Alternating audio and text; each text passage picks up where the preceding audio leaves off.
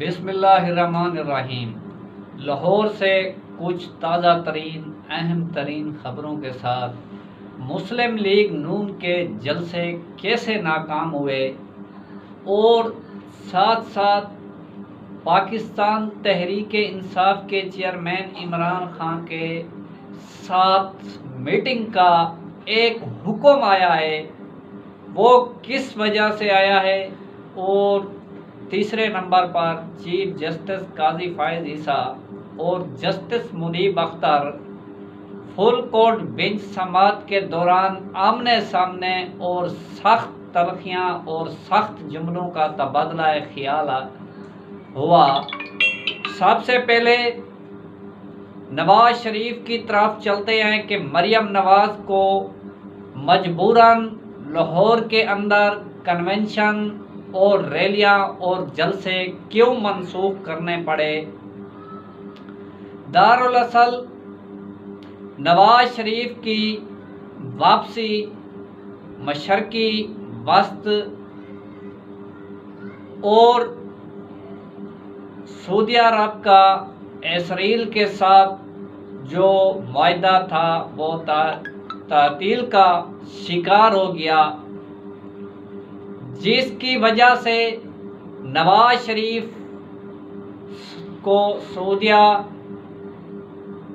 के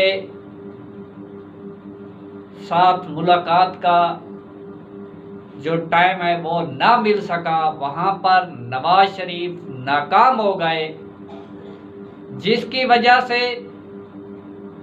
नवाज शरीफ की वापसी यानी उसका जो मंसूबा था वो खाक में मिल गया।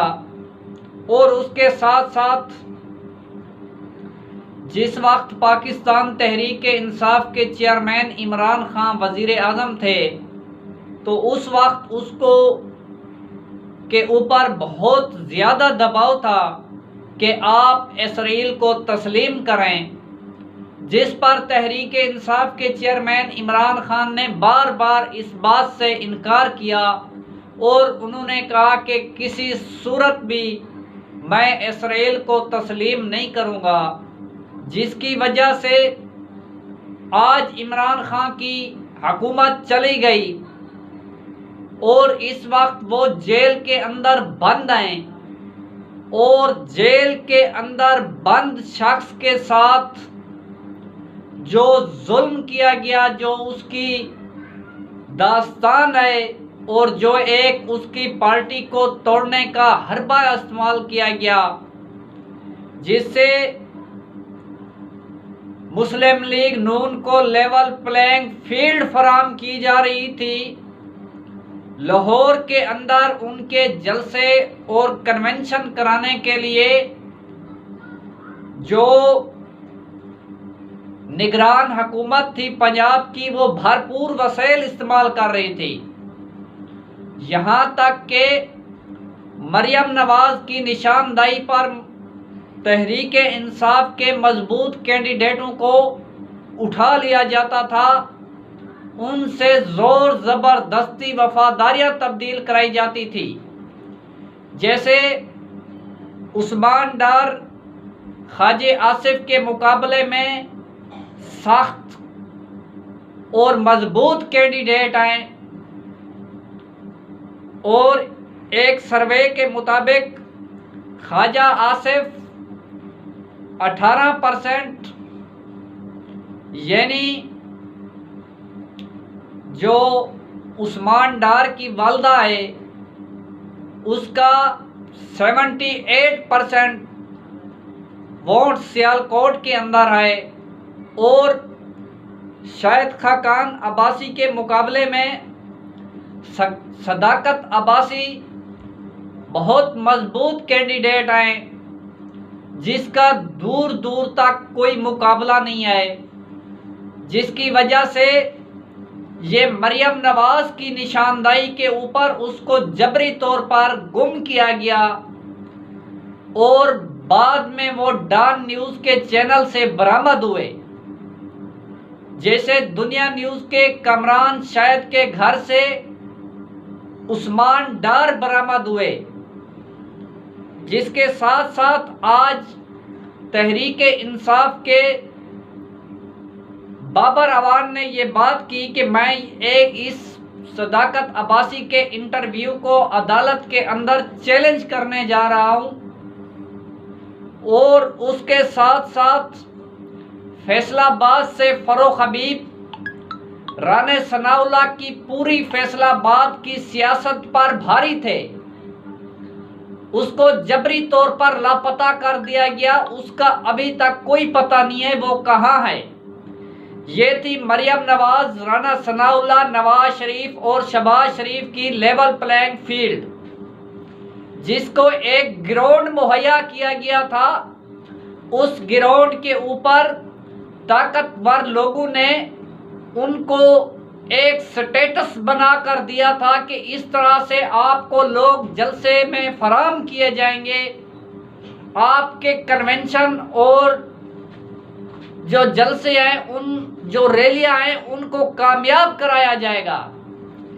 भरपूर वसाइल इस्तेमाल करने के बाद जिस लीडर ने इस कौम को शऊर दिया, जिस लीडर ने बिखरी हुई कौम को एक साथ इकट्ठा किया, जिस लीडर ने इस कौम को पाकिस्तान का मतलब ला इलाहा इल्लल्लाह मुहम्मदुर रसूलुल्लाह उजागर कराया, कहा कि आपका और मेरा रिश्ता ला इलाहा इल्लल्लाह मुहम्मदुर रसूलुल्लाह है, और पाकिस्तान के बच्चे बच्चे को कहा कि आपने जुल्म और नाइंसाफी के साथ जंग लड़नी है। आज उस लीडर के शऊर को लेकर लाहौर की आवाम ने भरपूर तरीके से मरियम नवाज के कन्वेंशन और जलसों को नाकाम कर दिया। जो शादरा के अंदर ठोकर बेक नियाजी के ऊपर और तीसरा माल रोड के ऊपर जो मरियम नवाज ने जलसे और कन्वेंशन किए, जो बिरयानी से रोटी तक का सफ़र पाया तकमील को पहुंचा, लोगों को कहा गया कि आप हमारे जलसे के अंदर आए, आपको 30,000 रुपया दिया जाएगा। लोगों को कहा गया कि आप नवाज शरीफ के इस्तकबाल के लिए आए, आपको 2 होंडा मोटरसाइकिल दिए जाएंगे। ये थी नवाज शरीफ के इस्तकबाल की कीमत। इस बाशऊर लाहौर की आवाम ने मरियम नवाज के इस प्लान को रिजेक्ट कर दिया। जेल के अंदर बैठा शख्स मरियम नवाज से जीत गया। मरियम नवाज को जो playing field, level playing field मुहैया की गई थी, जो सहूलत उसको मुयस्सर की गई थी, एक ग्राउंड बनाकर उसको दिया गया था। उसके साथ दूसरी जमातों के कन्वेंशन आपके सामने हैं। लाहौर की आवाम, रावलपिंडी की आवाम ने रिजेक्ट कर दिया, कहा कि किसी सूरत हम इस भगोड़े को तस्लीम नहीं करेंगे। बहुत जल्द इमरान खान की इस मैदान के अंदर वापसी होगी। ये मुंह बोलता सबूत है कि अवाम किसको अपना लीडर मानती है, अवाम के दिल की चॉइस क्या है। ये इस वक्त तमाम ताकतवर लोग और तमाम मुस्लिम लीग नून के लोग जिनके सामने है, उन्होंने अपनी शिकस्त देख ली है। जिस तरह से उनकी जलसे और रैलियां नाकाम हुई हैं और जिल्लत उठानी पड़ी मरियम नवाज को, उसके बाद ये साबित हो गया अडियाला जेल के अंदर बंद शख्स इस पीडीएम की 13 जमातों के ऊपर भारी था। नवाज शरीफ का सऊदी अरब के साथ ताल्लुकात या उनके साथ मुलाकात करना यानी ये नाकामी हुई है उनको, और सऊदी अरब के यू टर्न से पाकिस्तान की सियासत का नक्शा बदल गया। रात जो दूसरी बात पर मैं आ रहा हूं, जो सियासी कशीदगी को कम करने के लिए ईवान सदर के अंदर आज ईवान सदर के दरवाजे के ऊपर दस्तक दी गई। जो अली खान दुरानी कुछ रोज पहले भी मुलाकातों के सिलसिले जारी थे, आज वो दोबारा पैगाम लाए कि कुछ लोग इमरान खान से मीटिंग करना चाहते हैं, कुछ लोग इमरान खान से मुलाकात करना चाहते हैं। पाकिस्तान तहरीक इंसाफ के चेयरमैन इमरान खान ने जबर को पसंद किया। उसने अपने ऊपर होने वाले जुल्म को तस्लीम किया। उन्होंने कहा कि मेरे ऊपर जो जबर किया जा रहा है, मेरे ऊपर जो जुल्म किया जा रहा है, मेरे लोगों के साथ जो जुल्म किया जा रहा है, उसको मैं सब्र से बर्दाश्त कर लूँगा। मैं अपने ऊपर होने वाले ज़ियादतों को, जुल्म को बर्दाश्त करूँगा, लेकिन आपके साथ किसी सूरत भी नहीं बैठूँगा, आपके साथ किसी सूरत डेल नहीं करूँगा। जो बार बार सदर आरिफ अलवी और असद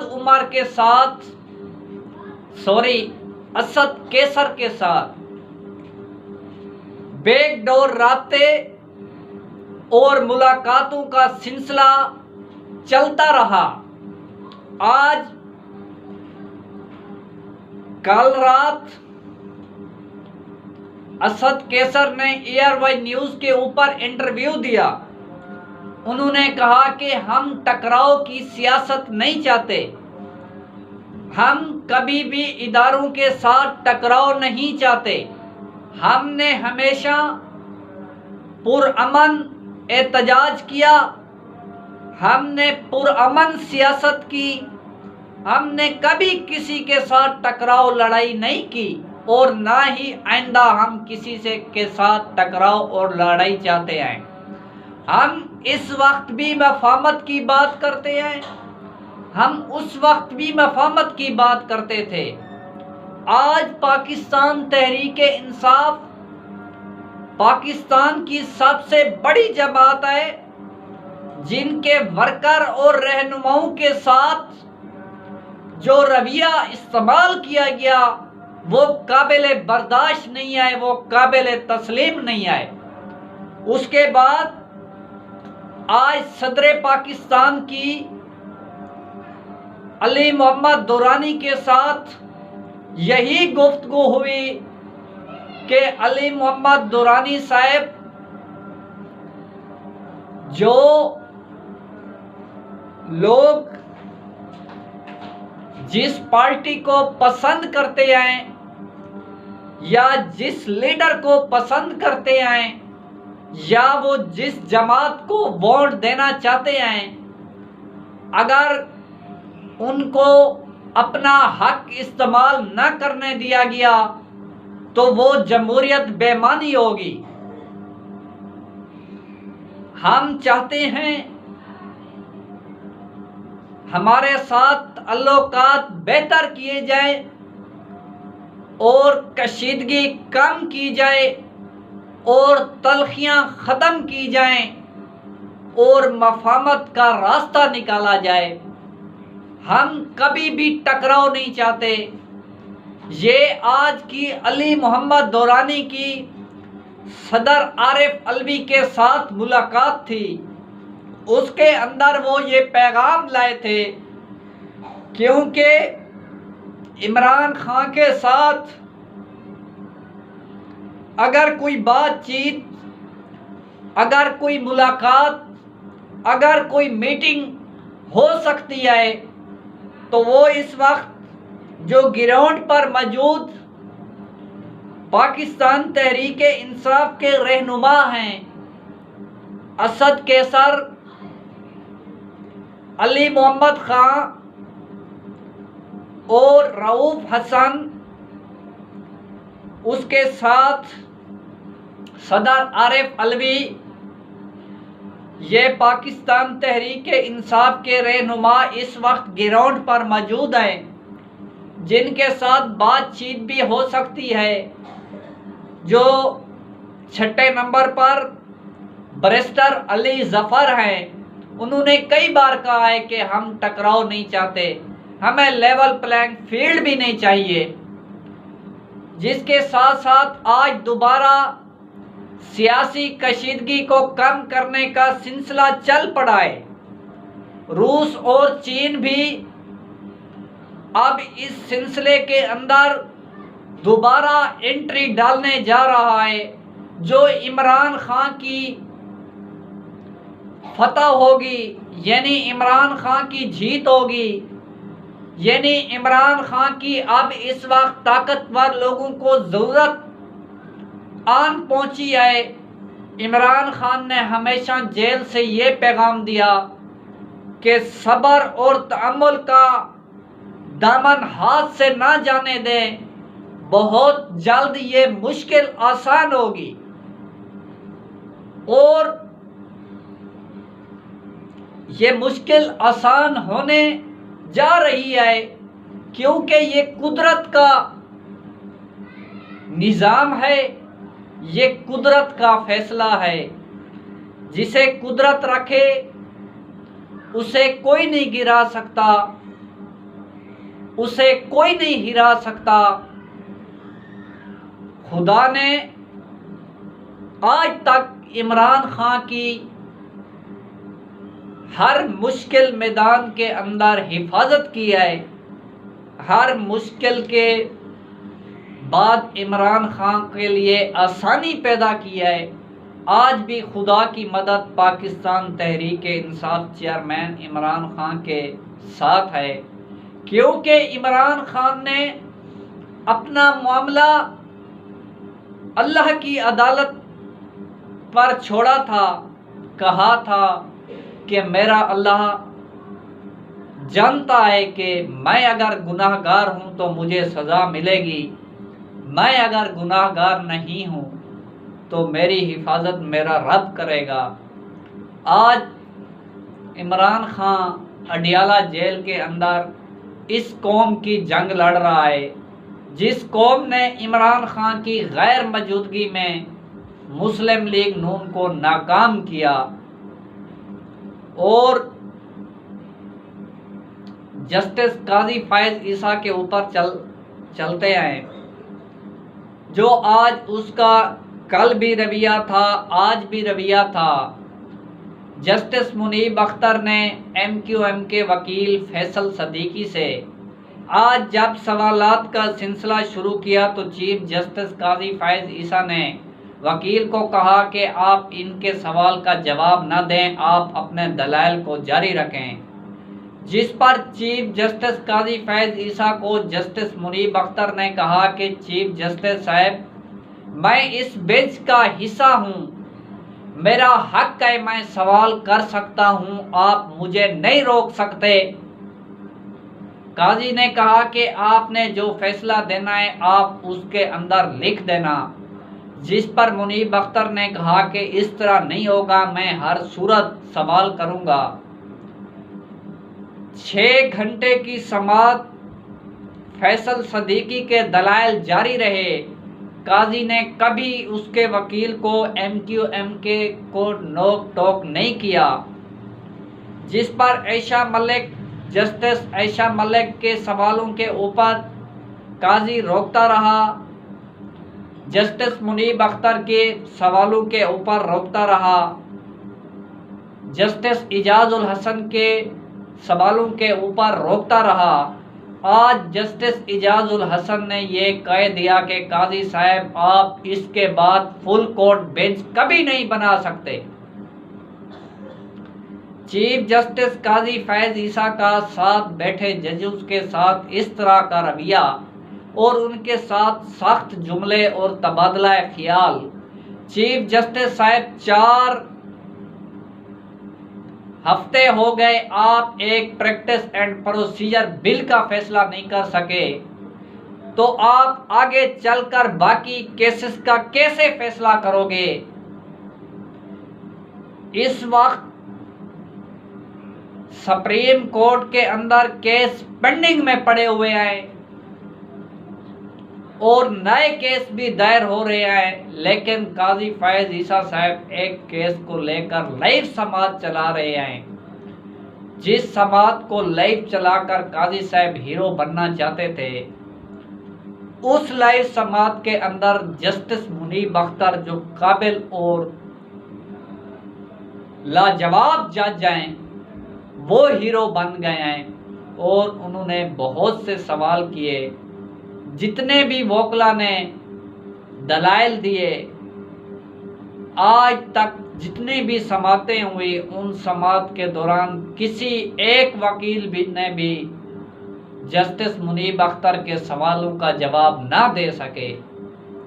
समात को मजबूरन काजी को मुलतवी करना पड़ा, क्योंकि टोक झोंक और सख्त जुमले इतने बढ़ गए थे जो कि समात लाइव थी और कौम देख रही थी। मजबूरन काजी साहब ने प्रैक्टिस एंड प्रोसीजर बिल की समात कल 11:30 बजे तक मुलतवी कर दी। आज की अपडेट यहाँ तक थी। अगर हमारी वीडियो आपको अच्छी लगे तो हमारी वीडियो को लाइक और शेयर करें, साथ हमारे YouTube चैनल को सब्सक्राइब करें और हमारे आने वाली वीडियो का इंतज़ार करें। अल्लाह आपका हामी और नासिर।